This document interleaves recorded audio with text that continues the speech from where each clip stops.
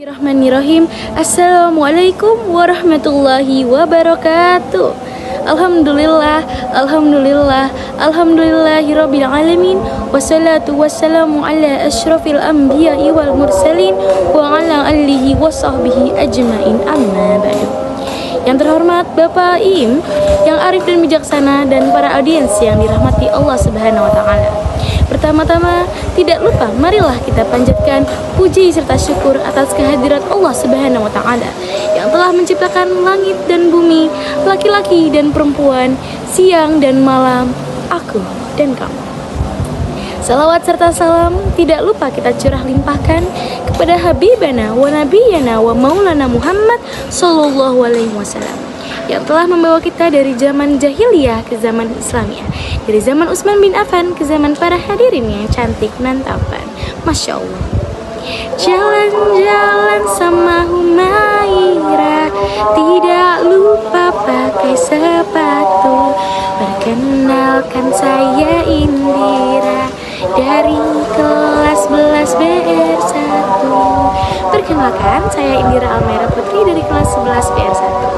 Berdirinya saya di sini bukan untuk memamerkan wajah saya yang masya Allah cantiknya, tapi berdirinya saya di sini adalah untuk belajar menyampaikan sepatah dua patah kata yang akan saya patahkan menjadi ratusan kata yang insya Allah dengan dakwah yang berjudul Mengejar Akhirat Dunia Bersujud. Hadirin rahimakumullah, dari kisah Rasulullah SAW yang berhijrah dari Mekah ke Madinah menjadikan pelajaran bagi kita untuk mengetahui pentingnya keimanan dan ketakwaan dalam menghadapi segala cobaan dalam hidup. Hijrah bukan hanya perpindahan fisik, tetapi juga sebuah transformasi yang mengubah nasib umat Islam dan menandai awal dari kalender Hijriah. Terdapat kunci-kunci untuk mendapatkan kesuksesan yang seimbang, yaitu di dunia dan di akhirat, adalah sebagai berikut. Kunci pertama, kalau kita mau sukses di dunia akhirat, kita dianjurkan bersungguh-sungguh dalam berikhtiar untuk mendapatkan rezeki. Tentu kita harus berikhtiar, artinya berusaha untuk memperoleh rezeki. Cara yang digunakan pun itu diserahkan kepada kita.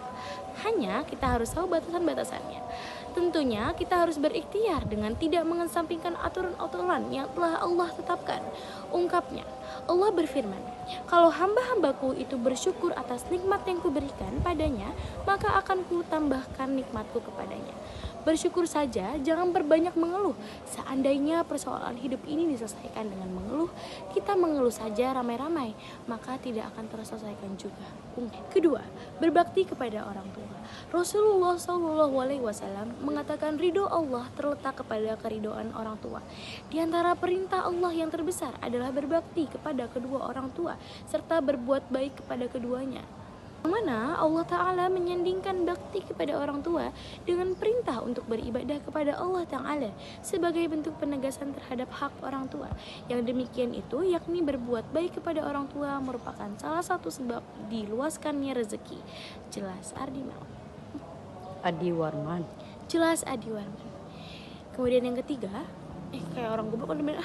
Yang ketiga, berbanyak silaturahmi. Barang siapa ingin dilapangkan rezekinya dan agar diakhirkan sisa umurnya, maka hendaknya ia menyambung tali rahimnya. Bahwasannya Nabi SAW bersabda, barang siapa yang diberikan bagian dari kelemah lembutan, sungguh ia telah diberikan bagian kebaikan dari dunia dan akhirat. Menyambung silaturahim, akhlak yang baik dan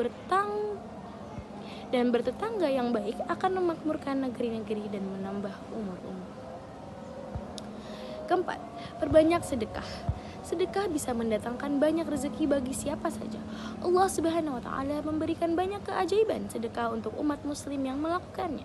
Sedekah memiliki makna amal yang muncul dari hati yang penuh dengan iman yang benar, niat yang solih dan bertujuan untuk mengharap ridho Allah.